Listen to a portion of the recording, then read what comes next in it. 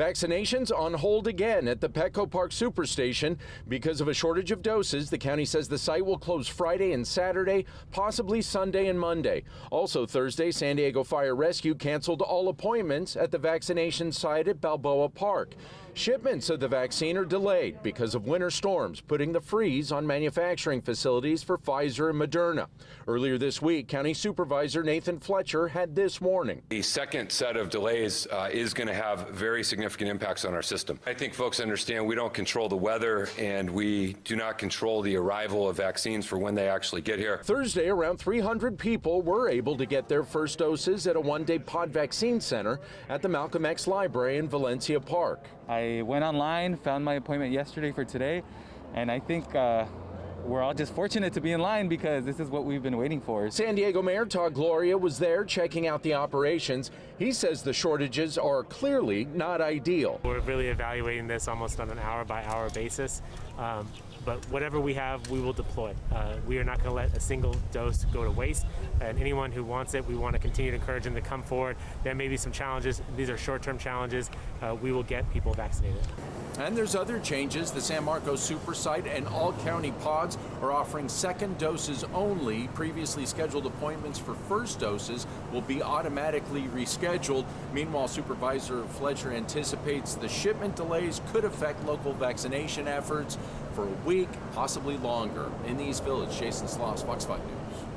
It's a team approach, so orthopedic surgeons and trauma surgeons and ER doctors all working together to try to stabilize him, figure out what the injuries are, which ones are pressing, and which ones need emergent surgery. Dr. Cameron Barr is an orthopedic surgery specialist with Scripps Health, with a subspecialty in the surgical care of complex foot, ankle, and lower extremity fractures and musculoskeletal issues. He did not treat Tiger Woods, but knows what someone with his injuries is up against after a major rollover crash like the one he was in yesterday in the LA suburb of Rancho Palos Verdes. In orthopedic surgery, it's just carpentry of the bone, so we use screws, plates, rods, a lot of metal implants to try to put the bones back together. All of these techniques involved in the treatment of Tiger Woods, as confirmed by his medical team at Harbor UCLA Medical Center. Most of it is built to stay in forever. It can come out if there's problems or if it needs be, but typically the stuff is built to stay in forever. Similarly, Dr. David Chow has not treated Tiger, but he has extensive knowledge doing orthopedic surgeries as a former NFL team head doctor. Based on what's been released, he says infection is a big concern. Wounds are left open purposefully to allow for swelling so it doesn't strangulate off the blood flow.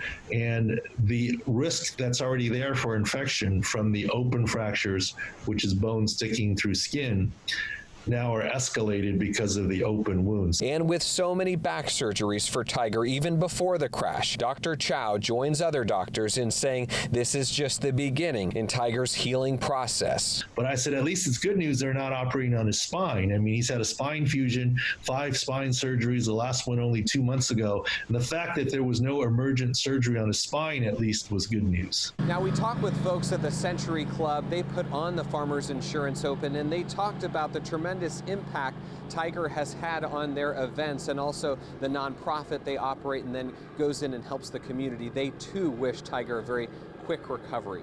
From Torrey Pines, I'm Chris Beal, Fox 5 News. The moment I actually saw we're going to be going into the orange tier today, just pure excitement.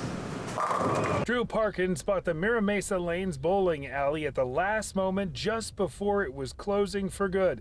And now as San Diego moves into the orange tier, Parkins has the fortune to open his lanes to the public months before he thought it was possible. I mean, this whole process has been kind of surreal, but knowing that there is light at the end of the tunnel. And that light starts to shine brightly as the Mira Mesa Lanes opens up to league bowlers for the first time in over a year. A lot of people that are doing bowling league, it's almost like riding a bike, and so I'm actually really excited to get back out and give it a shot. So the question is, are people feeling safe enough to go back inside, and do people in the area still love bowling after being away for all this time? Getting phone calls nonstop. League bowling, we put just a couple little feelers out to start to see if leagues wanted to come back. And the moment we did that, we almost floored the entire house, 44 lanes 6 out of the 7 days a week. But Parkins does have a word of warning for those overzealous bowlers. They'll be feeling it tomorrow morning, I'm sure, so all my league bowlers, take some Advil, drink some water, because you're going to be sore in the morning not doing this in about a year. I bowled a few frames myself and I'm already sore, but what's so clear about this is when this place opened up, how quickly everyone got back to doing exactly what they love, and that's bowling. From Mesa Lanes, Jamie Chambers, Fox 5 News.